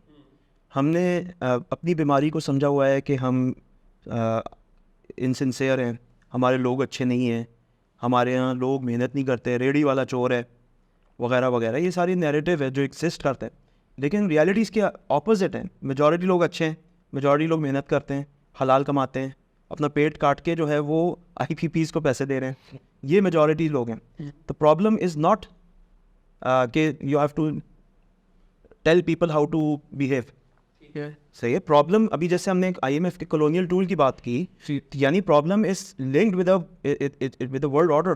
ठीक है, एक माइंडसेट है जो कि गवर्न कर रहा है दुनिया को, और उस माइंडसेट के तहत गवर्नमेंट्स फंक्शन कर रही हैं।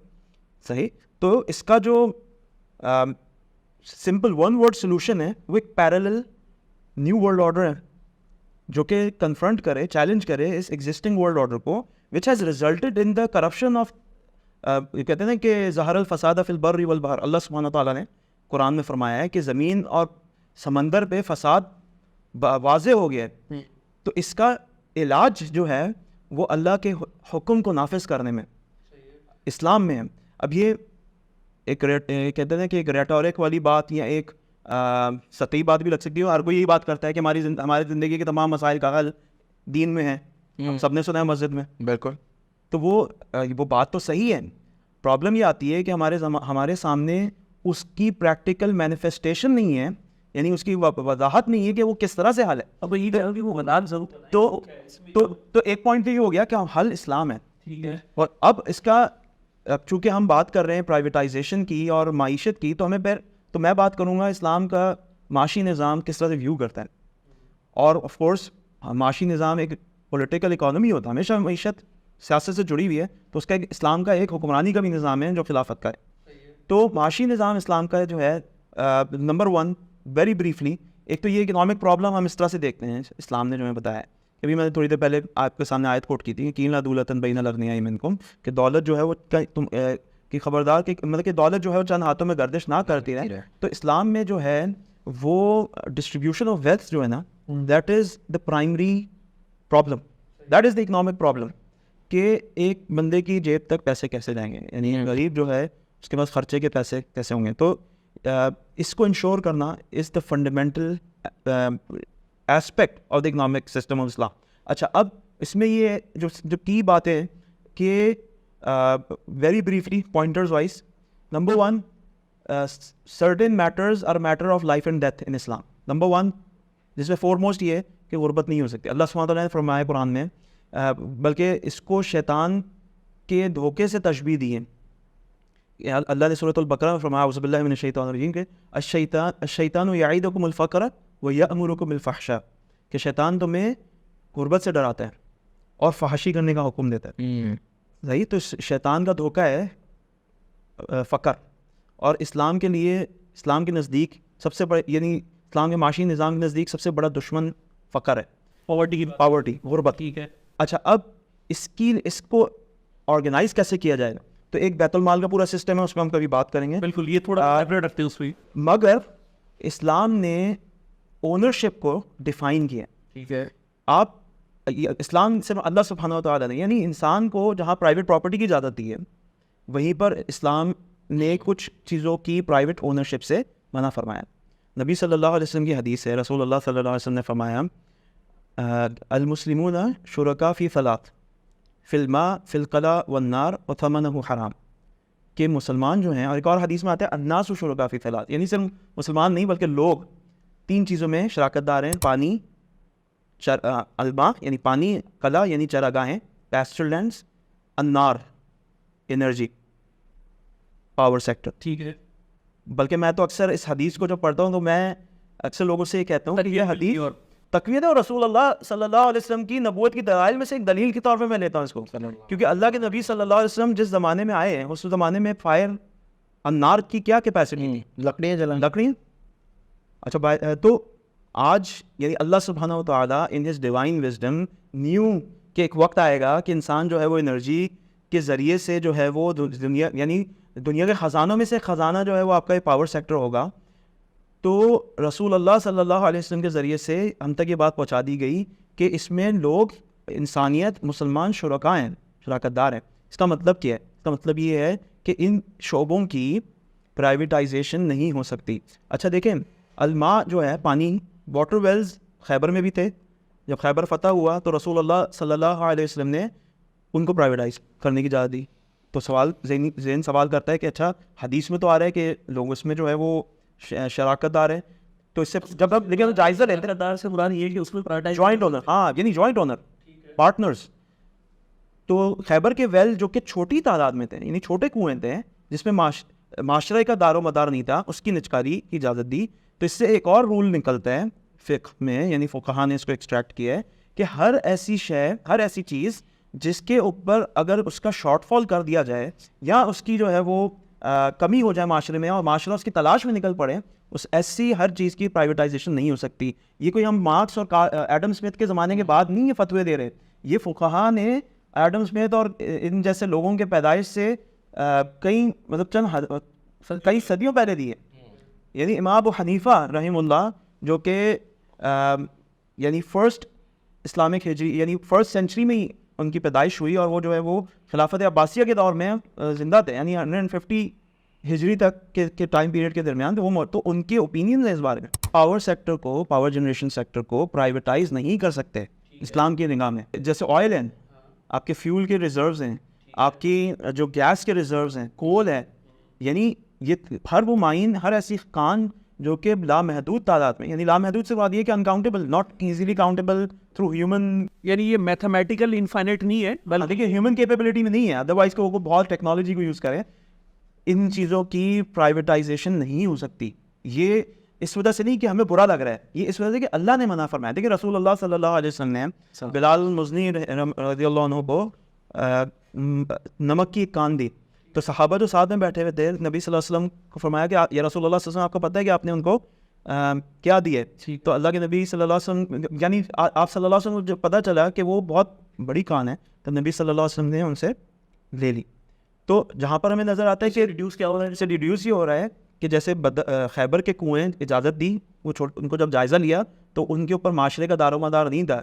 ये जो कान थी नमक की, इसके ऊपर माशरा डिपेंडेंट है। तो इस जो फ़ुक़हा हैं उन्होंने ये ओपिनियन अख़ज़ किए हैं कि there are certain type of properties जो पब्लिक प्रॉपर्टी होती है उसको कंट्रोल स्टेट करती है, उसको मैनेज और ऑर्गेनाइज स्टेट करती है। जिस वजह से मैं कह रहा था कि इस्लाम मैंडेट करता है कि सरकारी इदारा एफिशिएंट हो तो उसको ऑर्गेनाइज गवर्नमेंट करेगी, इससे हासिल एक तो उसको प्रोवाइड करेगी, इस बेनिफिट को लोगों तक प्रोवाइड करेगी एट कॉस्ट कि वो इदारा चल सके, और इससे इन केस लेट्स से अगर वो कोई रेवेन्यू जनरेट करती है तो वो बैतुल माल के पब्लिक प्रॉपर्टी के फंड में आता है और which will eventually spent on public। ये इसका मतलब है वो प्राइवेट एंटिटीज के पास एक्यूमुलेशन ऑफ वेल्थ नहीं हो रही, बल्कि ये जो स्पेंडिंग जो आ रही है, ये स्पेंडिंग होगी। देखिए इस्लामी तारीख भरी हुई है इससे, देखिए इस्लामी तारीख से इस तरह से भरी हुई है कि आपके यहाँ खिलाफत के ज़माने में, यानी बनु खिलाफत राशिदा को तो छोड़ देना, हज़रत उमर के ज़माने की बात नहीं कर रहा, हज़रत यानी खुलफा राशिदीन के ज़माने की बात नहीं कर रहा, क्योंकि वो गोल्डन पीरियड है उस। मैं बात कर रहा हूँ बनु उमैया, खिलाफत अब्बासी, बनु उस्मानी खिलाफत। कभी भी आपका एजुकेशन सेक्टर प्राइवेटाइज नहीं था, कभी भी आपका मेडिसिन प्राइवेटाइज नहीं था, कभी भी जो है वो पब्लिक नेसेसिटीज़ की चीज़ें, क्योंकि शरा ने खलीफा को पाबंद किया है कि वो लोगों के ऊपर राई है, यानी ज़िम्मेदार है, और वो रियाया के ऊपर उसकी ये जिम्मेदारी है कि वो उनको सर्टेन सर्विसेज जो है वो प्रोवाइड करे, सिक्योरिटी, एजुकेशन, मेडिसिन, ये खलीफा के ऊपर मैंडेटेड है कि वो प्रोवाइड करें। वो रियाया उससे तलब कर सकती है, उसकी अकाउंटेबिलिटी कर सकती है इस पर। तो इस्लाम ने तारीख़ी तौर पर इस्लाम, बल्कि जिस तरह से काफिरों ने यानी ओरिएंटलिस्ट ने हमारी इस्लामिक हिस्ट्री पर अटैक किया है, और कुछ लोग आपको बोलते हैं मिलते हैं कि हम बस कश्त खून करते थे और खुलफा जो है वो शराब नोशी करते थे या वो आयाशी करते थे वगैरह वगैरह, आपको इस तरह की बातें मिलेंगी कि भाई से लड़ा था, भाई को मार रहा था फलाना। कभी भी उन्होंने आपसे ये बात की कि आप जो हैं वो गरीब थे। ओरिएंटलिस्ट ने कभी ये अटैक नहीं किया। हिंदुस्तान मुग़ल दौर में Aurangzeb Alamgir controversial amongst non Muslims. तो शशि तहूर अपनी किताब में लिख रहे हैं era of darkness, the British Raj in India, उसमें लिख रहे हैं कि during his rule, during his reign, India was contributing about 27% of the global GDP. Why? मेरा अभी हमने यूके की बात की कि about 20% population is poor, living below poverty line, और इस्लाम जब डोमिनेट कर रहा था तो लोग जो हैं वो गरीब नहीं हैं। हिंदुस्तान वाज गोल्डन, क्या कहते थे उसको, सोने की चिड़िया। अरब ममालिक, सेंट्रल एशिया वगैरह जितने इस्लामिक लैंड्स थी, दे वर रिच, और इस्लाम ने पब्लिक प्रॉपर्टीज़ को बाकायदा इंश्योर किया थ्रू आउट इट्स रूल कि ये प्राइवेटाइज को ना किया जाए, इसकी प्रॉफिटेरिंग ना की जाए। इसी पे जो इब्राहिम को ऐड करते हैं, बस एक आखिरी जो आपकी बात थी ना, जो यहाँ तक कि जो दौलत की गर्दिश का जो तस्वर है ना, देखें ये अल्लाह का हुक्म है कि ला दूलतन बैनल अग़नियाई मिनकुम। तो अगर रियासत के अंदर इकोनॉमिस्ट्स का ये काम है और काम होना चाहिए और होगा मुस्तकबिल में, जिनका काम यही डेटा को एनालाइज करना है कि यानी जो कहते हैं ना कि वेल्थ की सर्कुलेशन जो है वो इक्विटी यानी इक्विलिब्रियम में है कि नहीं है, यानी लोगों के पास पैसे हैं कि नहीं है। क्योंकि ये इकोनॉमिस्ट्स का काम है इस चीज़ को एनालाइज करना कि कहीं ये डिस्पैरिटी तो नहीं हो रही। क्योंकि then there is a system in Islam जो कि ग्रांट्स का, फंडिंग का, वक्फ का पूरा एक निज़ाम कहलाता है, जिससे आप माशरे के अंदर सर्कुलेशन ऑफ वेल्थ को इंश्योर करते हैं। क्योंकि तलब जो है वो कीला दूलतन बैनल अग़नियाई की मिनकुम की है कि ये अब ये तलब जो है वो लाजिम और मलजूम है, इस चीज़ को कॉन्स्टेंटली आपने इंश्योर करना है कि माशरे के अंदर वेल्थ जो है ना वो सर्कुलेट करते रहे। यहाँ तक कि हज़रत उमर रज़ियल्लाहु अन्हु ने आप सबका मशहूर वाक़या है कि जब ये इराक़ और शाम की ज़मीनी फतूहात हुई तो सहाबा को कन्विंस किया इस बात से, उसी दलील से तो कन्विंस किया कि अगर आप जो है वो उस ज़माने में इतनी बड़ी रिसोर्स को मुजाहिदीन के हाथों इस्लामिक आर्मी के जो सोल्जर्स थे उनको गनाइम में तकसीम कर देते, तो आप उन्होंने इसी आयत को दलील बनाते हुए इस्तेमाल किया और उसके ऊपर खराज लगाया और उसको जो है वो खराज को पब्लिक प्रॉपर्टी लगा। मैं यहाँ पर कर रहा हूँ, इब्राहिम को ले रहा हूँ। एक बस बात जो आपकी बात थी ना उसमें दो बातें बस मैं चाह रहा था ज़रा वाज़े और हैं। उसी ब्रिटिश के हवाले से जो आपने शशि कपूर की जो बात की ना उस पर बड़ी इंटरेस्टिंग बात है कि यहाँ 27% ये था। शशि कपूर बता रहा है कि 45 ट्रिलियन जो है वो यहाँ लूट के लेके गए हैं ब्रिटेन, वो ब्रिटेन जिसको हम बता रहे हैं डेवलप कंट्री, लूट के लेके गए हैं आपसे यहाँ पर जब आपका इस्लामिक सिस्टम ही इम्प्लीमेंटेड था। जी, दूसरी बात ये थी जो उसी में जो एक पॉइंट जो मुझे लग रहा है उसामा जो बड़े क्योंकि काफ़ी तफसील से दलील के ऊपर में बात की, हमारे यहाँ जो एक मसला वो आता है ना कि ये जो अभी जितनी बात थी उसामा की वो इस बात में ली जाती है फैंसी के बड़े अच्छे दौर, अच्छी बात है, अच्छा है, होना चाहिए। इसे एज अ शरई हुक्म उस तरह नहीं लिया जाता कि ये नहीं कि ये प्राइवेटाइजेशन की इल्स हैं जिसकी हम सिर्फ बात कर रहे हैं यहाँ पर ही। कि हमारे इस्लामिस्ट बहुत सारे अच्छे दोस्त हमारे सर्कल्स में भी वो प्राइवेटाइजेशन की इल्स की आज बात कर रहे हैं क्योंकि it is very much evident, लेकिन इसे एज अ शरई हुक्म नहीं देख रहे कि दिस इज मस्ट। जैसे हम रिबा को कह रहे हैं कि this is can not be done, इसी तरह privatisation can not be done. इसी शरई हुक्म से लोग इसके मायने ये नहीं समझ रहे। तो जो पॉइंट है वो बड़ा अहम है कि ये नहीं हो सकती क्योंकि ये शरई हुक्म ही है। इब्राहिम जल्दी से आप पे इसी पे आखिरी बस नोट दे दे इसी बात पे ताकि फिर हम क्लोजिंग पे जा सकें। बिल्कुल, मैं बस जैसे कि उसामा ने कहा ना कि अच्छा देखिए क्या ये एक प्रॉब्लम ही आइडियोलॉजिकल है और पॉइंट ये है कि जो मुखलिस है, ठीक है, एक तो वो बात है ना अभी हमने जैसे ग़ुलामी की बात की, यूरोप की बात किया, IMF की बात की, वर्ल्ड बैंक की बात की, और जो हमारे हुक्मरान हैं तो आप देखें ना वो इकबाल का शेर मुझे याद आ गया ग़ुलामी के लफ्ज़ पे। वो कहते हैं ना कि यूरोप की ग़ुलामी पे रज़ामंद हुआ तो मुझे गिला तुझसे है यूरोप से नहीं है। बात यह है कि हमारे हुक्मरान इसके अलावा कुछ सोचते क्यों नहीं है, या हमारे पॉलिसी मेकर्स इसके अलावा कुछ देखते क्यों नहीं है। क्यों? We have to reject Smith, we have to reject Marx, we have to yes to revelation. Say we have to accept the revelation, we have the revelation from Allah subhanahu wa ta'ala. Yes, from the वही। तो हम अब अगर इसको solution देखें, जो summary अगर मैं दूं कि देखिए इस्लाम ने आपको 3 प्रॉपर्टीज़ बता दी। एक तो प्राइवेट हो सकती है, ठीक है, लेकिन उसकी हदूद व क़यूद है। इसी तरह अवाम की मलकियत है, वो अवाम की मलकियत प्राइवेट हाथों में नहीं जा सकती। बता दी, बिल्कुल ये रोक दिया, यानी कि ये सेग्रीगेशन कर दी। थर्ड, इसी तरह रियासत की भी मलकियत होती है और ये फ़र्क कर दिया इन 3 प्रॉपर्टीज़ को बयान करके। अब अगर मैं इसी को सिर्फ आपने कहा ना इसको अगर मैं रियलिटी के प्रैक्टिकल पर्सपेक्टिव में डालूँ तो सही जो हमने स्टार्ट की थी जहाँ से डिस्कशन इस क्राइसिस की, इस बिल की, वहीं ले जाता है। तो आप समझें जो भाई बात कर रहे थे कि वो जितनी गारंटीज़ है ख़त्म, यानी मिसाल के तौर पे सूद ख़त्म क्योंकि अल्लाह सुब्हानहू व तआला से जंग है। दूसरी बात टैक्सेस ख़त्म क्योंकि टैक्स, अब आप देखिए बिल में taxes, sales tax, income tax, यहाँ तक कि आपकी प्रोविंशियल टैक्स अलग से, सही है, ये ख़त्म। बिल्कुल, जज़ाकल्लाह खैर। इसी तरीके से आपको नज़र आएगा और जो गारंटीज़ दी हुई हैं कि ये मुनाफा और पब्लिक यानी कि पब्लिक गुड के ऊपर जो हमने बात की कि वो तो अवामी मलकियत है, ये ख़त्म। ये जितनी वर्ल्ड बैंक की, IMF की गारंटीज़ हैं ये ख़त्म। तो होगा क्या उम्मत के लिए? क्या है उम्मत के लिए? वही बिजली 9 रुपये 18 पैसे आपने बोला था, बिल्कुल 9 रुपये 18 पैसे में, ये है हल। यानी अगर आप इसको सिर्फ वो आपने कहा ना फैंसी वर्ल्ड में जाके पुरानी कहानियाँ ना समझे, बल्कि इसको एज अ सोल्यूशन है आइडियोलॉजी का। 1300 साल तो खिलाफत ने नाफिज रही है ना। आज आप बात करते हैं ब्रिटिश दौर की, आज आप बात करते हैं अमेरिका के राइस की, आज आप बात करते हैं सोल्यूशंस देने की वेस्ट की। We lost in imitating the west, why not we follow the revelation. और हमारी हिस्टोरिकल भी तो पॉलिसीज़ है ना, इस पॉलिसी को अगर आप अपना लें तो ख़त्म हो गया ये सारा टैक्स ख़त्म, ये सूद ख़त्म, ये IMF वर्ल्ड बैंक की गारंटी ख़त्म। 9 रुपये 18 पैसे पे आपको यूनिट मिल रहा है। करें आप दमादम मस्त कलंदर घर में, ठीक है, AC चला है जितना चलाना है। बात ये है पॉइंट। तो और ये है एज अ सॉल्यूशन इस्लाम को देखना। और मैं समझता हूँ कि यकीनन जो मुखलिस लोग हैं ना, those are looking for the solutions, वो ज़रूर इन बातों के ऊपर गौर व फिक्र करेंगे और इन्हें लेंगे। अगर वो जो यूरोप के ग़ुलामी वाले वो तो गए। मेरी तो दावत है जो पाकिस्तान की पॉलिसी मेकर्स हैं कि वो इस्लाम के सोल्यूशन, इस्लाम के प्रपोज सोल्यूशंस को सिंसेरिटी से स्टडी करें।